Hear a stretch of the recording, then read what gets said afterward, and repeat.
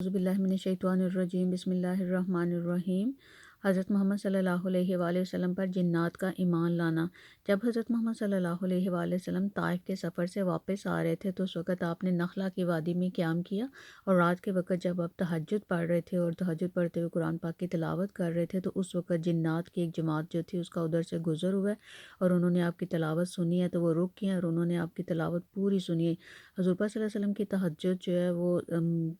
2-3 گھنٹوں تک ہوتی تھی، تو وہ اتنی دیر تک کھڑے ہو کے تلاوت سنتے رہے ہیں۔ اور اس واقعے کا ذکر جو ہے وہ قرآن پاک میں سورہ احقاف میں آیت نمبر 29 میں ہے، جس میں اللہ تعالیٰ فرماتے ہیں وَإِذْ صَرَفْنَا إِلَيْكَ نَفَرًا مِّنَ الْجِنِّ يَسْتَمِعُونَ الْقُرْآنَ فَلَمَّا حَضَرُوهُ قَالُوا أَنصِتُوا فَلَمَّا قُضِيَ وَلَوْا إِلَىٰ قَوْمِهِم مُنذِرِينَ۔ اور یاد کیجئے جب ہم نے جنوں کی ایک جماعت کو آپ کی طرف متوجہ کیا جبکہ وہ قرآن سنتے تھے، پھر جب وہ اس کی تلاوت سننے کو حاضر ہوئے تو ایک دوسرے سے کہا خاموش ہو جاؤ، چنانچہ جب تلاوت ختم ہو گئی تو وہ اپنی قوم کی طرف ڈرانے والے بن کر لوٹے۔ قالوا یا قومنا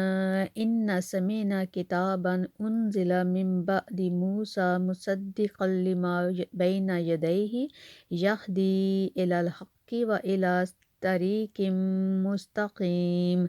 تو انہوں نے کہا کہ اے ہماری قوم، بے شک ہم نے ایک کتاب سنی ہے جو موسیٰ علیہ السلام کے بعد نازل کی گئی ہے، اور وہ ان کتابوں کی تصدیق کرتی ہے جو اس سے پہلے کی ہیں، وہ حق کی طرف اور صراط مستقیم کی طرف رہنمائی کرتی ہے۔ یعنی کہ وہ نہ صرف خود ایمان لے کے آئے ہیں بلکہ انہوں نے جا کے اپنی قوم کی طرف دوسرے جنوں کو بھی، یہ جنات کو بھی جو ہے وہ اسلام کی دعوت دینا شروع کر دی ہے۔ اور انہوں نے موسیٰ علیہ السلام کا ذکر کیا، تو اس کا مطلب ہے کہ وہ جن جو تھے وہ یہودی جن تھے۔ اور جب ان لوگوں نے اسلام کی جا کے ادھر دعوت دی ہے تو اس کے بعد ان کی ایک پوری جماعت جو ہے وہ جب حضور پاک صلی اللہ علیہ وسلم مکہ واپس چلے گئے ہیں تو پھر وہ لوگ آئے ہیں واپس، اور انہوں نے یہ لوگ آ کے حجون کے مقام پہ ٹھہرے ہیں۔ اور جب سب انہوں نے حجون کے مقام پر قیام کیا، اور ایک جن جو ہے وہ حضرت محمد صلی اللہ علیہ وسلم کی خدمت میں حاضر ہوا ہے اور اس نے کہا ہے کہ میری قوم کے جن اس مقام پر ٹھہرے ہوئے ہیں، یعنی حجون کے مقام پر، آپ وہاں پر تشریف لے چلیے۔